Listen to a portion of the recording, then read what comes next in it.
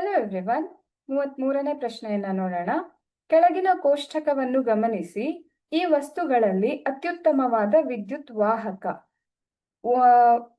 ಉತ್ತಮ ವಿದ್ಯುತ್ ವಾಹಕ ಅಂತ ನಾವು ಯಾವುದನ್ನ ಹೇಳ್ತೀವಿ? ಯಾವುದರಲ್ಲಿ ಹೆಚ್ಚು ಪ್ರಮಾಣದ ಕರೆಂಟ್ ಅಥವಾ ವಿದ್ಯುತ್ ಪ್ರವಾಹ ಉಂಟಾಗತ್ತೋ ಅದು ಉತ್ತಮ ವಿದ್ಯುತ್ ವಾಹಕ ಆಗಿರುತ್ತೆ.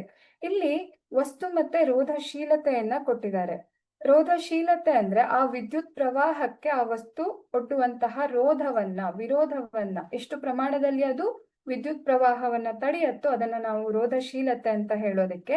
ಇಲ್ಲಿ ಯಾವುದರ ರೋಧಶೀಲತೆ ಅತಿ ಕಡಿಮೆ ಇದೆಯೋ ಅದನ್ನ ನಾವು ಉತ್ತಮ ವಾಹಕ ಅಂತ ತಗೊಳ್ಬಹುದು.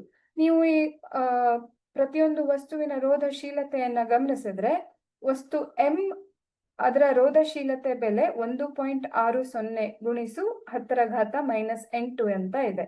ಸೊ ಅತಿ ಕಡಿಮೆ ಬೆಲೆಯನ್ನ ಹೊಂದಿರೋದು ಎಂ ಆಗಿರೋದ್ರಿಂದ ಎಂ ಅನ್ನ ನಾವು ಅತ್ಯುತ್ತಮ ವಿದ್ಯುತ್ ವಾಹಕ ಅಂತ ತಗೊಳ್ಬಹುದು. ಸೊ ಸರಿಯಾದಂತಹ ಆಯ್ಕೆ ಆಪ್ಷನ್ ಬಿ.